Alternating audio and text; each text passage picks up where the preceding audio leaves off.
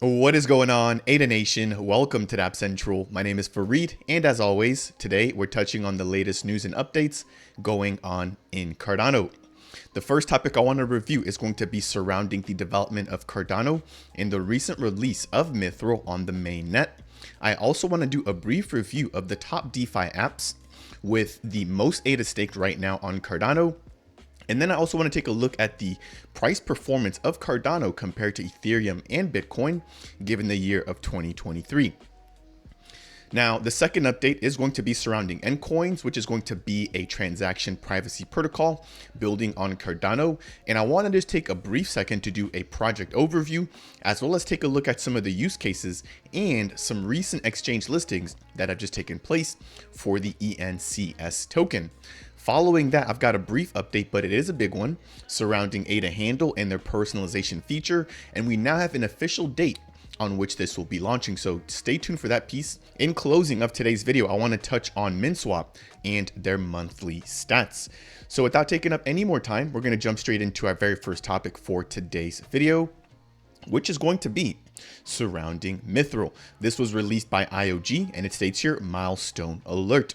Mithril is now live on the mainnet, and the first certificate and snapshot have officially been produced. Some SPOs or stake pool operators are already involved in the testing process for Mithril, and the IOG community welcomes new signers to join and test Mithril as well. If you want to go ahead and join the Mithril network, I'll leave the link to their official Discord down below in order for you to get going. Now, I'm not going to beat a dead horse here.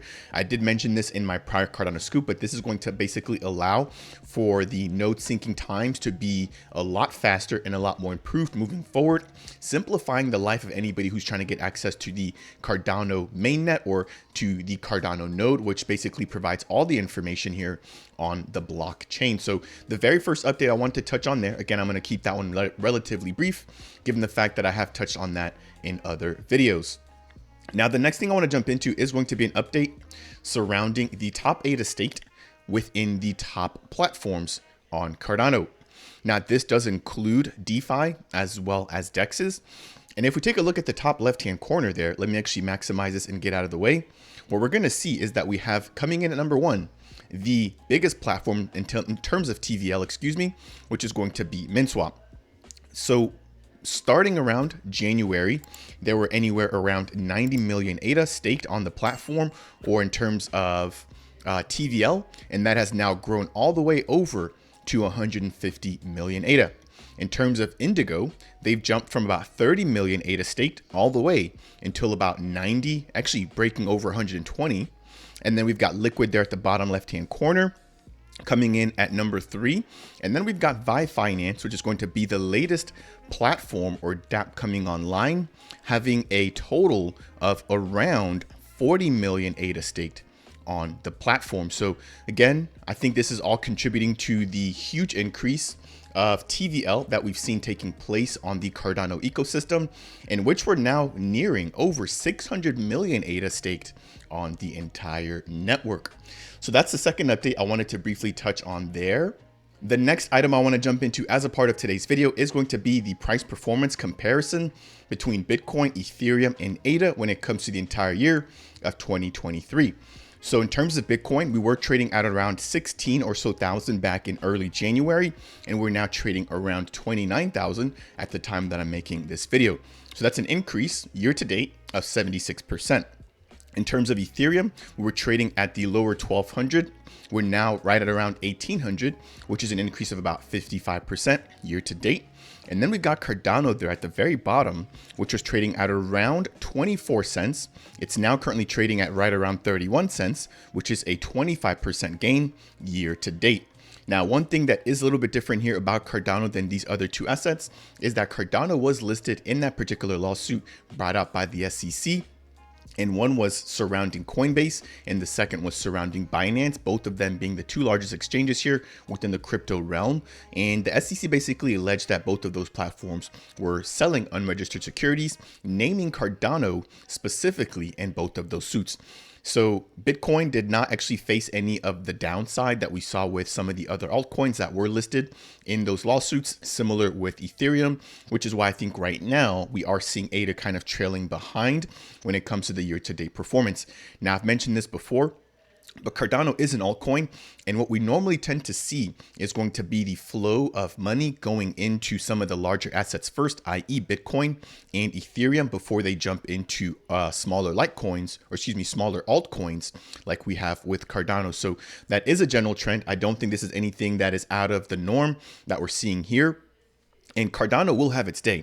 Whether that's now or after the halving is another topic, but I definitely think that we are going to see a lot of the similar price appreciation that we're going to see within Bitcoin as well as Ethereum. That's going to take us there through the first portion of today's video, touching on some of the Cardano network growth and some of the ADA, which is currently staked on some of the top dApps right now in the ecosystem. Now, the next thing I want to jump into is going to be surrounding ENCOINS, which is going to be a transaction privacy platform building on Cardano. Now, I am going to be doing my own research here, and I'm also going to be having Vlad, who is a member of the team, brought on to talk all about ENCOINS and what they are building. If I'm not mistaken, this team was actually funded as a part of Catalyst funding round number 6. And so they've been in the ecosystem for quite a bit of time, and they're really giving back now in terms of utility for the protocol. So what we have here is going to be a brief graph or chart basically breaking down the ENCOINS relayer. Now, before I jump into that, I want to just kind of touch on some of the use cases here and some of the core features that ENCOINS is bringing to Cardano. So number one, you can actually use this to hide or make sure that nobody is able to know how much of a particular asset you're sending to another wallet. So as a simple example, let's take person number 1 and person number 2.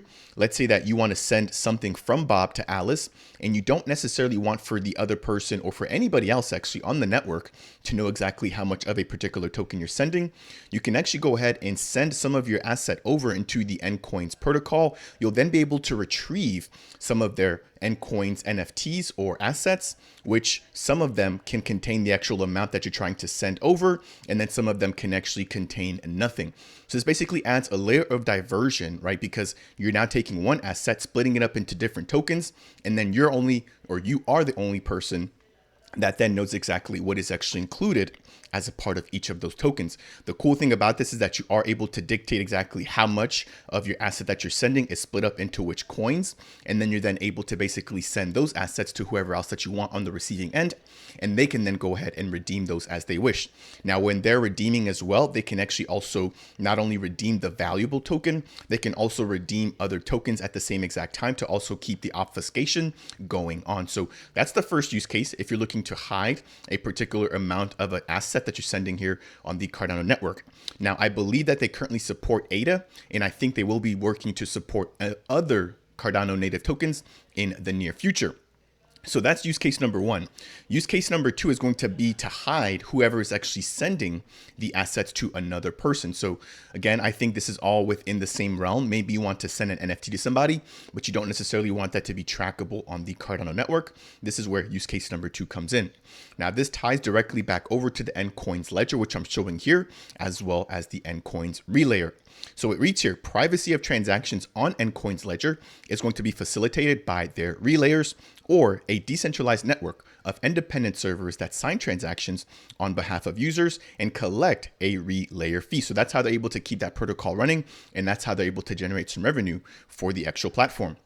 Now, zero knowledge proofs sent by a user allows a relayer to mint and burn only the coins requested by the user. So in this particular instance, I could basically put up some asset that I want to send over directly into their relayer. I'll get a key that I can then share with somebody else offline and have them basically go ahead and claim those assets on their end. Now, because I'm sending everything to the relayer is actually going to be the address that they're going to be receiving their funds or assets from. So another use case here when it comes to ENCOINS. Now, if I jump over here into the next page here, they are going to be using zero knowledge proofs or ZK proofs. And some of the main features here of ZK proofs include confidentiality, security and trust, and efficiency. So again, I'm going to be doing my own due diligence here. I recommend you guys go ahead and do the same. And I believe that ENCOINS did launch on the pre-prod testnet. So I'll have to jump around and see if I can actually find the links to their testnet, and I'll be playing around with that as well. Now, continuing on with the string of updates surrounding ENCOINS, we did see them recently listed here on July 27th on CoinGecko, which is one of the bigger platforms here when it comes to getting activity or price action information for certain Cardano native assets. So congratulations to this team for getting listed on CoinGecko. And I think this is just the beginning for this privacy protocol, which was homegrown again, using the funds raised as a part of Catalyst funding round number 6. Now, because they have been funded in earlier Catalyst rounds, they are looking to get additional funding, I believe, as a part of funding round number 10, which is currently ongoing. So they are going to be launching or proposing the launch of ENCOINS V2, again, a privacy protocol building on Cardano. So maybe in a separate video, I'll jump into idea scale and actually take a closer look as to what they're aiming to bring onto the network. But I wanted to begin covering ENCOINS here, not only in preparation of my interview with Vlad, but just to make sure that you guys are aware of all these additional privacy solutions that you may want to leverage here within the growing Cardano network. I believe that is going to take me through that particular update, and we're going to move right along into the next update here. Now, before I actually do that, if you guys are enjoying today's content, I'd appreciate you if you could tap that like button. If it's your first time stopping by and you guys appreciate content like this and you want more of it, consider subscribing to the channel. And if you guys have any questions for me surrounding ENCOINS or the Cardano updates that I mentioned earlier, feel free to go ahead and drop a comment down below. Now, jumping into the next update, this will be surrounding ADA Handle. And I recently had Mr. Goose from the ADA Handle team, who's the developer, on the channel here for an interview breaking down all of their personalization feature as well as the 2023 roadmap. Now, a big update here is going to be surrounding the fact that they did not only release the pre-prod version of personalization on the testnet, which I did have a full dedicated video for, but we now have the official release date of personalization on the mainnet. So I want to review a few key sections here, and then we're going to keep things moving into the last story for today's Cardano Scoop. So it reads, we are beyond excited to announce our official collaboration with Lace and Eternal, which are going to be two pretty big wallets here within the Cardano network.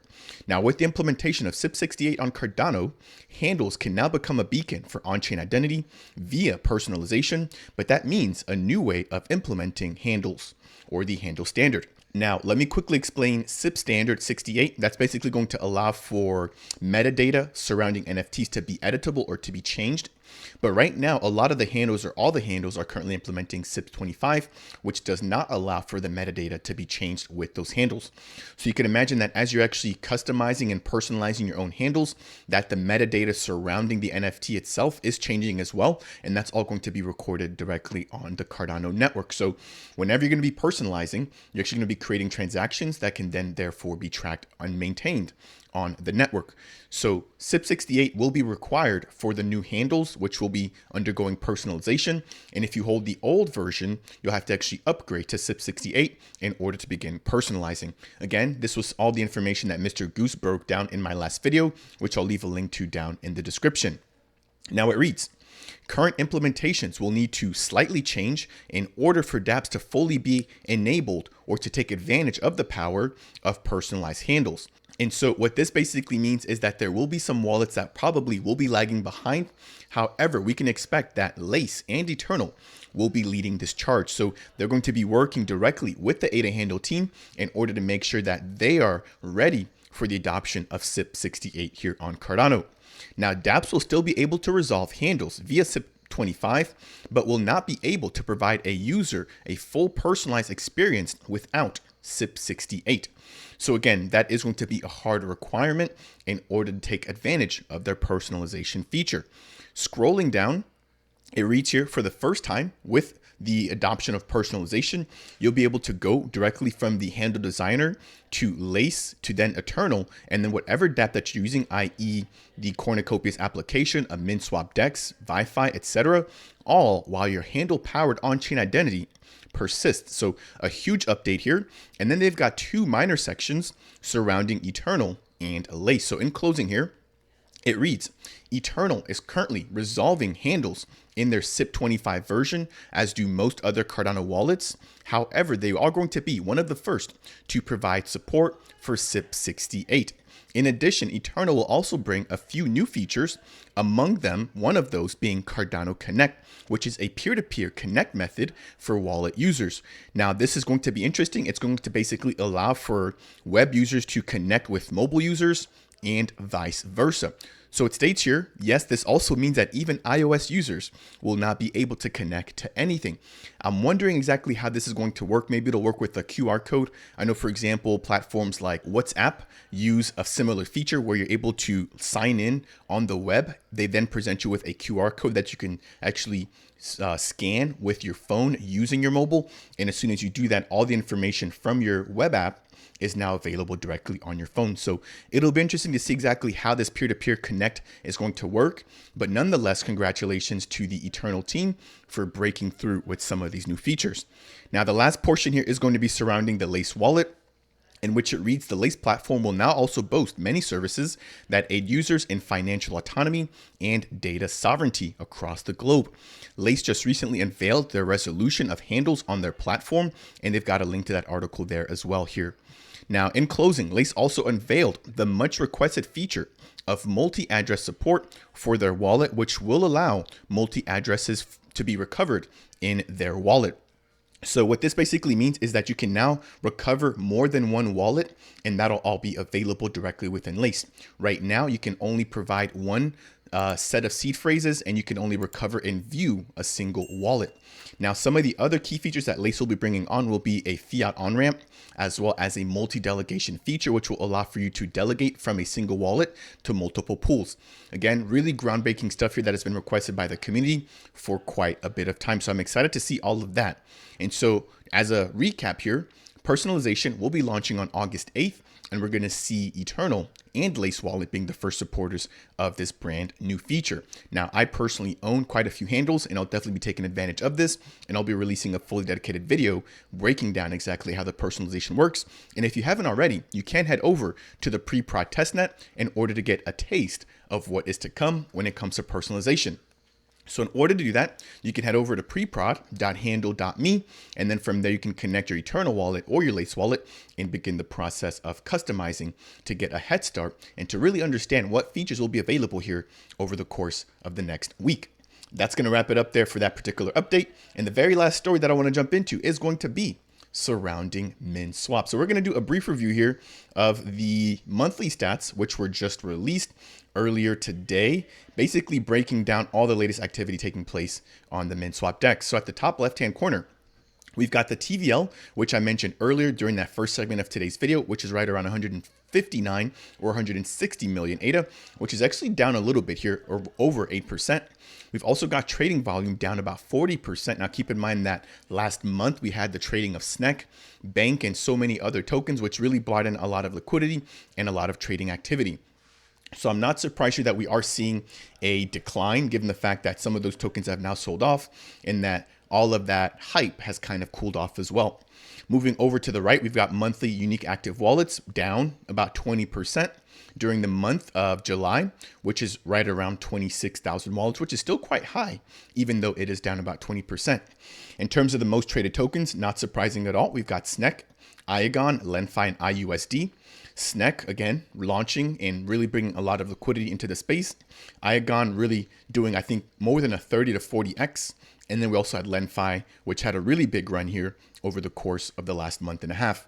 Jumping to the bottom here of this particular graphic, we can see that the fee switch has now gathered over 1 million ADA for the Minswap DAO treasury. And then we've also got, let's see here, more than 500,000 ADA in terms of asset accumulated and 7 million of the Min tokens. I think that's going to do it here for today's Cardano Scoop, touching on all the latest news and updates going on in Cardano. I'm going to be doing my best to keep you guys updated here. And if you guys found this video to be helpful in any way, shape, or form, I would appreciate you if you could tap that like button. If it's your first time stopping by and you want more content like this, consider subscribing.